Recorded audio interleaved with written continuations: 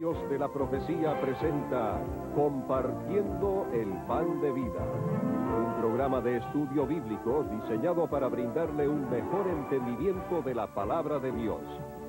Así que le invitamos a permanecer con nosotros para una interesante media hora de exposición bíblica junto al hermano José Antonio Reyes en Compartiendo el Pan de Vida.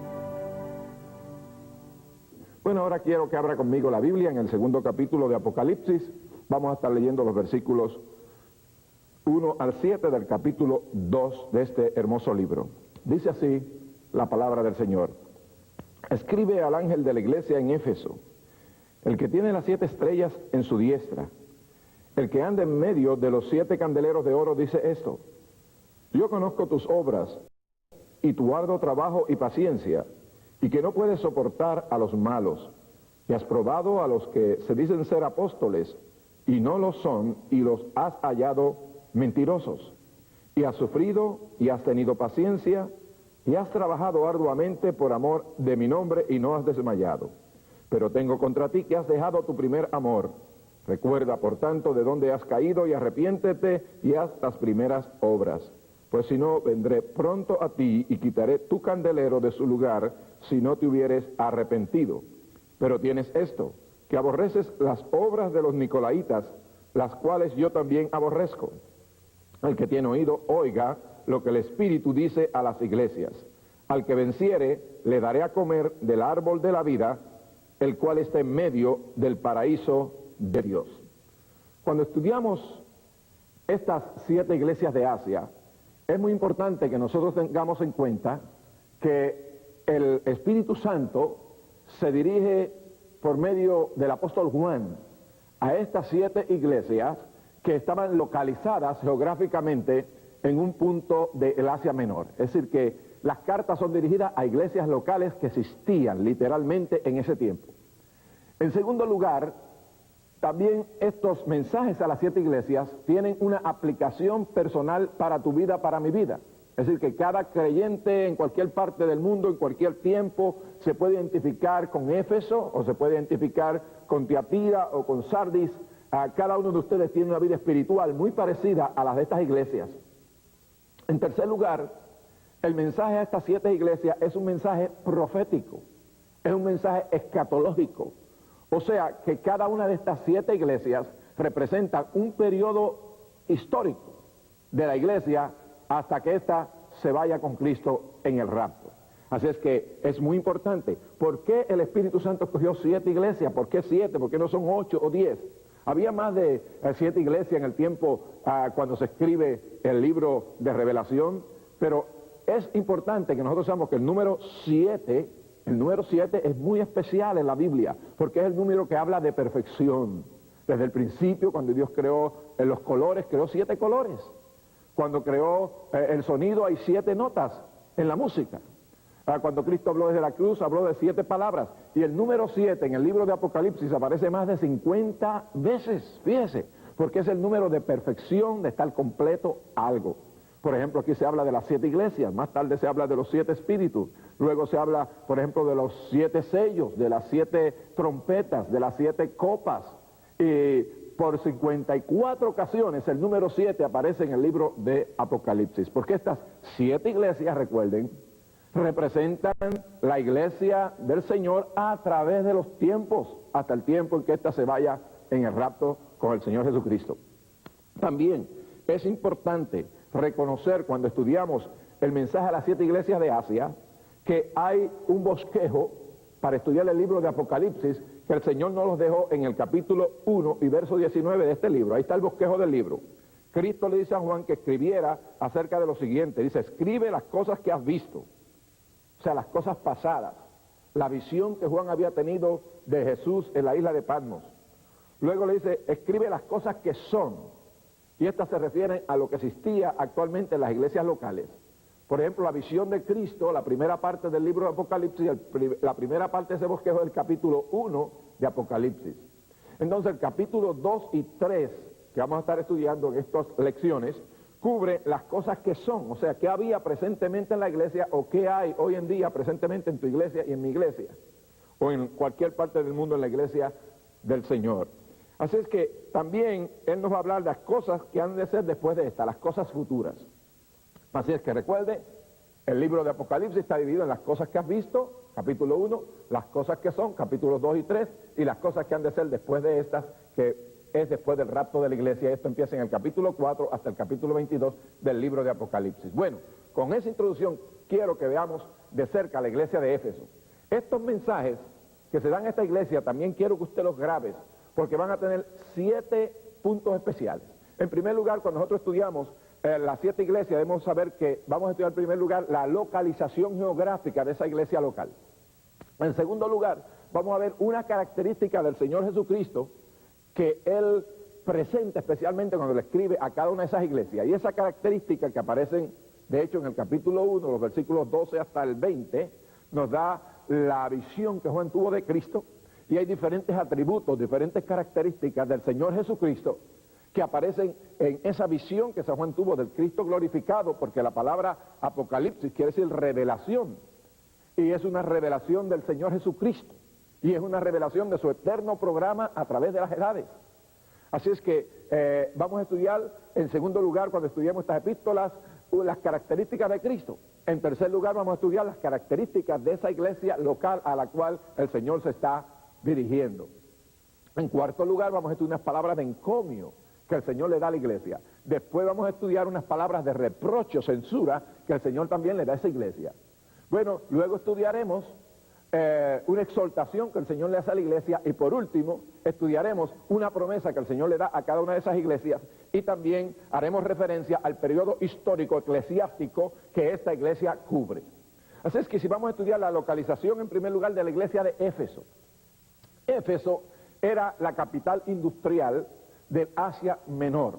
Así es que el Señor se refiere a esta iglesia de una manera muy especial, porque estaba en la capital industrial del Asia Menor. También aquella iglesia estaba localizada en la capital religiosa del Asia Menor. Así es que la capital religiosa, porque ahí estaba el templo de Diana. El templo de Diana estaba localizada en aquel lugar. El templo de Diana era una de las maravillas del mundo antiguo. La gente de Éfeso estaba dedicada a la adoración de Diana. Este templo pues cubría como 2 bloques de extensión de una urbanización o de un caserío. Este templo pues tenía columnas alrededor, muchas de ellas estaban cubiertas por oro. El templo estaba hecho en mármol que se trajo de Persia. El templo de Diana servía también como un banco para todas las finanzas del Asia Menor, ya que había una parte en el templo donde la gente no se atrevía a pasar, porque era muy sagrada, y allí la gente ponía su dinero y estaba sumamente protegido. Al templo de Diana, dicen los historiadores, que tenía un anfiteatro que cabían más de 24,000 personas. Por eso es que es una de las 7 maravillas del mundo antiguo. El templo de Diana también era una galería de arte, y allí estaban cuadros como el de Alejandro el Grande, etcétera, etcétera. Así es que eran cuadros famosos y pinturas y esculturas de ese tiempo. También a la ciudad de Éfeso se le llamaba la Feria de las Vanidades, porque allí había toda clase de adoración pagana, toda clase de maldad, todo paganismo, toda lujuria, porque Diana era la diosa de la fertilidad. Ella era Epafrodita, estaba cubierta por pechos por todas partes. Dentro del templo, en el centro, tenían la imagen de oro de Diana, y ella tenía prostitutas, que eran prostitutas sacras, lo que se llama. Así que se practicaba la prostitución sacra como parte de la religión de aquel lugar. Así que es sumamente interesante el que nosotros notemos que el Señor, al dirigirse a esta iglesia, se dirige a una ciudad específica, muy grande, muy importante, capital industrial de ese tiempo en que se escribe. Bueno, la iglesia de Éfeso, si nosotros estudiamos un poco en la Biblia, encontramos en el capítulo 19 de los Hechos que el apóstol Pablo un día llegó a esa ciudad pagana, la penetró en el poder del Espíritu Santo, y aquella iglesia empezó a crecer de una manera preciosa. En el tercer viaje, el apóstol Pablo establece esta iglesia de Éfeso. Luego se queda allí por 3 años, imagínense, qué bien enseñada estaba esa iglesia. Esta iglesia se convirtió en una iglesia dinámica. Dice el capítulo 19 y verso 6 de los Hechos que toda el Asia fue evangelizada por medio de aquella iglesia de Éfeso. Esta iglesia también poderosamente fue muy enseñada, ya que el apóstol Pablo estaba como maestro allí. Después del apóstol Pablo fue Timoteo. Después de Timoteo vino el apóstol Juan mismo, fue pastor. Y cuando Juan estaba pastoreando en la isla de Patmos, mejor dicho, en Éfeso, fue tomado preso para ser llevado a la isla de Patmos. Y Patmos, la ciudad de Éfeso, es bueno que nosotros sepamos en su localización geográfica, es la más cercana que está a la isla de Patmos, pues como 30 a 35 millas de distancia, no está muy lejos la isla de Patmos de Éfeso. Y desde allí San Juan le escribe a esta iglesia. Así es que es importante ver qué características el Señor Jesucristo presenta cuando se le dirige a esta iglesia. Vamos a ver el versículo 1, dice, escribe al ángel de la iglesia en Éfeso, el que tiene las 7 estrellas en su diestra, el que anda en medio de los 7 candeleros de oro, dice esto. Así es que el Señor Jesucristo se presenta como el que tiene las 7 estrellas a su diestra. ¿Qué representan esas 7 estrellas? Representan los pastores de esa iglesia. Las 7 iglesias representan los 7 pastores. ¿Qué representan los 7 candeleros de oro? Representan las 7 iglesias. Y el Señor se presenta como el que tiene los pastores a su derecha, Él tiene autoridad sobre de ellos, Él cuida de ellos, porque la derecha del Señor es una derecha de autoridad. Y también las 7 iglesias, quiere decir que el Señor es el que examina su iglesia, y como un candelero que es la iglesia, el Señor siempre está caminando dentro de ella, examinando qué es lo que hay en ella. Bueno, ya vemos las características del Señor Jesucristo. Ahora miremos la característica de la iglesia de Éfeso. ¿Qué quiere decir la palabra Éfeso? Éfeso quiere decir deseable. La iglesia de Éfeso es la iglesia del tiempo apostólico, representa a la iglesia en el primer siglo. Y era una iglesia deseable porque era una iglesia que tenía unas características hermosas que las quiero estudiar con usted. En primer lugar, era una iglesia dinámica. Fíjese cómo dice la palabra, yo conozco tus obras. Era una iglesia de muchas obras. Recuerde, era una iglesia que evangelizaba, una iglesia dinámica en el evangelismo. Era una iglesia dinámica también en la enseñanza, continuamente era un centro de enseñanza bíblica. De hecho, la epístola más profunda que hay en toda la Biblia acerca de la iglesia es la epístola a los Éfesos. Así que el Señor, de una manera especial, se dirige a aquella iglesia de Éfeso y el Señor le dice que ella tenía muchas obras, dinámicas. En segundo lugar, era una iglesia dedicada, dice, y arduo trabajo. Era una iglesia que trabajaba hasta el máximo. Ella decía, como David dijo en el capítulo 24 de segunda de Samuel, en el verso 24, yo no le ofreceré a Jehová un sacrificio que no me cueste nada. La palabra trabajo aquí se refiere a un trabajo arduo hasta el máximo. Ellos hacían el máximo para servirle al Señor. En tercer lugar, era una iglesia disciplinada, dice, y que no puede soportar a los malos. Esta iglesia actuaba contra el pecado de una manera decisiva. Cada vez que el pecado asomaba su feo rostro, esta iglesia lo quitaba de su medio. Era una iglesia disciplinada. También era una iglesia determinada. Fíjese como dice el verso 3, y has sufrido y has tenido paciencia y has trabajado arduamente por amor a mi nombre. Era una iglesia determinada. Ella era determinada en el sufrimiento. Aquella iglesia sufría, aquella iglesia padecía, porque aquella ciudad se viró en contra de ella. Si usted estudia el capítulo 19 de los Hechos, ve que Demetrio, cuando se empezaron a perder las ganancias, porque cuando la iglesia llegó allí y empezó a predicar en contra de la idolatría, se empezó a caer el negocio de la venta de los templos. Aún los espiritistas trajeron sus libros de magia y fueron quemados, como $50,000 en libros de magia fueron quemados, y aquella iglesia empezó a impactar aquella ciudad. Entonces la gente empezaron a perseguir la iglesia, aún al apóstol Pablo casi lo matan. Estudie bien el capítulo 19, de una iglesia que era determinada en medio del trabajo, era paciente en medio del trabajo, y era paciente también en medio del sufrimiento. Ahora quiero que usted vea también que era una iglesia con discernimiento espiritual. Tenía discernimiento espiritual, según dice el verso 6, dice, pero tienes esto, que aborrece las obras de los nicolaitas, las cuales yo también aborrezco. Así es que era una iglesia con discernimiento espiritual. ¿Quiénes eran, amigos y hermanos, los nicolaitas? Bueno, los nicolaitas eran una gente que quería traer a la iglesia, introducir, y aquí se habla solo de las obras de los nicolaitas, una doctrina que separaba a los laicos de los ministros. La palabra nicolaita viene de dos palabras griegas, nikao, que quiere decir dominar, gobernar, y laos, que quiere decir laico. Fue el primer intento que se hizo entre separar la iglesia. Recuerde que la iglesia en el principio eran uno. La membresía toda tenía el mismo derecho, aunque habían pastores, evangelistas, maestros, estos no tenían un dominio, el quererse sentir superior a los demás hermanos de la iglesia, sino que ellos usaban esos dones y llamados de Dios para servir a la iglesia. Pero aquí se trató de establecer la primera separación, hacer de nuevo un sacerdocio, como estaba en el Antiguo Testamento, y esto pues no debía tener lugar en la iglesia. Y la iglesia de Éfeso sabiamente tuvo discernimiento espiritual y dijo, yo no puedo practicar esto porque esto es contrario al mandamiento del Señor, y ella lo aborrecía, y el Señor también aborrece que se pongan a un lado los laicos y a otro lado un sacerdocio. Eso no es de la palabra de Dios, mi amigo. Bueno, el Señor le da mucho encomio a esta iglesia. Fíjate que estaba llena de obra, llena de paciencia, llena de buena enseñanza. Esta iglesia se podría llamar la iglesia misionera del año. Es una iglesia excelente, deseable, pero el Señor se presenta como el que está andando en medio de los 7 candeleros de oro, y Él mira profundamente en aquella iglesia, no solo lo exterior, sino lo interior. El Señor, como un médico divino, toma su estetoscopio y examina no solo la parte exterior de la iglesia, sino que la mirada escudriñante, aquellos ojos del Señor penetrante como juez penetran en lo profundo del corazón, y encuentra que aquella iglesia tiene un problema serio, y es que tiene un problema de corazón. Y podríamos llamar a la iglesia de Éfeso la iglesia que perdió el primer amor.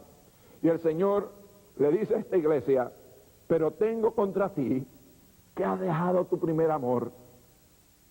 El Señor encuentra que hay un problema en el corazón, y es triste, porque hay muchas personas que posiblemente cuando van ante un médico, ellos puede que por fuera se vean muy bien, pero que es triste cuando el médico examina y encuentra algo mal en el corazón, y los médicos siempre examinan el corazón. Aquella iglesia, aunque llena de obras, llena de actividad, su corazón había perdido el entusiasmo primero por Jesucristo. Y el Señor Jesucristo entonces, después de examinar ese corazón y ver que se estaba poniendo frío, y la iglesia después que se pone fría, se muere, el Señor vio un peligro tremendo en el corazón de aquella iglesia. Amigo y hermano, y esto es triste. El Señor quiere que trabajemos por Él. Él quiere que estemos llenos de actividades por su obra, de servicio, buscando las almas, llevando la misericordia de Dios a los enfermos, llenos de obras. Pero más que nada, Cristo quiere el amor de su iglesia. Él no transige con la iglesia cuando ésta pierde ese primer amor. ¿Qué se refiere el primer amor? Es ese gozo que hay al principio cuando uno empieza a servirle al Señor. Y lo principal para uno es ese tiempo cuando uno va para la iglesia. Uno ora. Uno busca del Señor, uno está entusiasmado por servirle a Jesucristo de todo corazón. Uno quiere buscar la Biblia. No hay otra razón más importante para uno en la vida que ir al templo a buscar de Dios, a buscar la palabra. Y uno no está mirando a nadie, está sirviéndole al Señor. Y el Señor dijo, iglesia de Éfeso, tú has perdido tu primer amor. Y amigo, yo te pregunto en este día, individualmente siempre hay personas que están como Éfeso. ¿Cómo está tu corazón en este día? Si tú comparas con el tiempo cuando empezaste a servirle al Señor, ¿tienes aquel mismo gozo? ¿Tienes aquella misma frescura? ¿O te has llenado de problemas y de tribulaciones y resentimientos contra hermanos en tu iglesia local o contra los líderes, y no estás sirviendo al Señor con ese fervor que le servía cuando tú empezaste a servirle? Es peligroso, porque hay enfermedad en tu corazón. ¿Cómo está esa iglesia local donde tú estás? Está llena de actividades, pero ¿qué acerca del amor para Cristo? ¿Cuánto tiempo pasa en la oración? ¿Cuánto tiempo quiere pasar con Cristo orando? ¿Cuánto tiempo quiere pasar en la palabra de Dios escudriñándola? Diciéndole, Señor, yo te amo, yo te quiero. El Señor quiere que su iglesia regrese al primer amor. Y como un médico divino, llama a la iglesia a un arrepentimiento. El Señor le da una prescripción. El Señor como médico examina aquella iglesia y ve el mal, pero el Señor le da entonces una prescripción. Y vamos a ver la exhortación a aquella iglesia. La censura fue que había perdido su primer amor. Ahora, el Señor en la exhortación le indica a la iglesia que podía hacer 3 cosas para que se sobrepusiera aquella situación. En primer lugar, el Señor le dice, recuerda, la llama a que ella medite en ese primer tiempo cuando le servía al Señor, cuando amaba a Cristo, cuando deseaba estar con Él en oración, en la lectura de la palabra. El Señor dice, recuerda. Y le voy a decir, aún hay matrimonios que están perdiendo ese primer amor. Hay matrimonios que están perdiendo ese primer amor. Hace mucho yo escuchaba un mensaje, un testimonio de alguien, un esposo, que la esposa se quejó y él se llamaba Juan y le dijo a su esposa María, María le preguntó, Juan, cuando tú estabas conmigo como novio, decía que estabas hasta dispuesto a comerme de tanto que me amabas. Igual le dijo, bueno, aparentemente he perdido el apetito. Y mucha gente han perdido el apetito espiritualmente. Hay matrimonios que posiblemente ya no tienen ese primer amor. Ahora, ¿hay manera de restablecer ese primer amor? La prescripción está aquí en la Biblia. Y el Señor le dice, en primer lugar, recuerda ese momento tan lindo cuando tú empezaste con el Señor. En segundo lugar, arrepiéntete, cambia tu mente. No sigas en tanta actividad, pero olvidándote de mí. Y el Señor le dice, cambia la mente. La palabra arrepentimiento quiere decir cambiar la mente, volver, regresar al Señor, al lugar donde nos fuimos de ese contacto directo con el Señor. Y hoy el Señor te está llamando, amigo, a que recuerdes ese tiempo cuando empezaste con el Señor, esas tribulaciones que están en tu corazón. Ya no testificas del Señor, ya no tienes apetito por leer la palabra, ya no tienes deseo de levantarte temprano, buscar el rostro del Señor. Cristo dice, recuerda ese tiempo hermoso que teníamos juntos. Y Cristo dice, arrepiéntete, cambia tu manera, cambia tu mente, regresa a mí. Y repite, el Señor le dice, y haz las primeras obras. Repite. Puede ser que tú digas, pero yo no tengo el deseo de hacerlo, hermano Reyes. No siga los sentimientos, empieza a hacer la acción. Y tú verás que los sentimientos siguen a las acciones. Ese es el problema que a veces nosotros, si no nos sentimos, no queremos hacer las cosas. Pero el Señor dice, empieza a hacerlas, repite las primeras obras. Así es que el Señor, amigo y hermano, le dice a la iglesia en esa exhortación, regresa a mí, arrepiéntete, vuélveme a amar como al principio. Y entonces viene la promesa del Señor. Mire qué lindo, el mensaje siempre termina con una hermosa promesa del Señor. El Señor le dice en el capítulo 2 y verso 7, el que tiene oído, oiga lo que el Espíritu dice a la iglesia, al que venciere, le daré a comer del árbol de la vida, el cual está en medio del paraíso de Dios. Qué interesante, qué bello esta promesa que el Señor le hace a su iglesia. El árbol de la vida lo encontramos por primera vez en el capítulo 3 de Génesis. Recuerda ustedes, cuando el hombre pecó, él perdió el acceso al árbol de la vida. Pero en el libro de Apocalipsis el Señor le promete a los creyentes que sean vencedores, que van a comer del árbol de la vida. Y en el capítulo 22 de Apocalipsis, de hecho en el último capítulo de este libro, encontramos que el árbol de la vida se restablece de nuevo. Y los creyentes que sean fieles al Señor podrán tener el derecho. El hombre nunca comió del árbol de la vida porque siempre hubiera vivido en pecado. Pero usted y yo vamos a tener el privilegio, si somos vencedores, de comer del árbol de la vida. Siempre en estos mensajes, el Señor dice, el que tiene oído para oír, oiga lo que el Espíritu dice a las iglesias. A veces uno puede que escuche, pero no oiga. ¿Usted sabe la diferencia que hay entre escuchar y oír? Cuando uno escucha, pues no hace ninguna acción para mejorar su condición. Pero cuando uno oye, uno no solamente escucha, pero uno se determina a accionar sobre su condición. Y yo te digo, en este día, Dios te está hablando a ti. Dios, amado pastor, le está hablando a tu iglesia. Puede que tu iglesia haya caído en una continua tradición. Los servicios ya no tienen vida. La gente llega al servicio, allí están, pero no está la presencia de Cristo allí. Tu iglesia necesita avivamiento. Nuestras iglesias necesitan avivamiento hoy en día, y para tener avivamiento se necesita primero que nada un arrepentimiento total de la iglesia.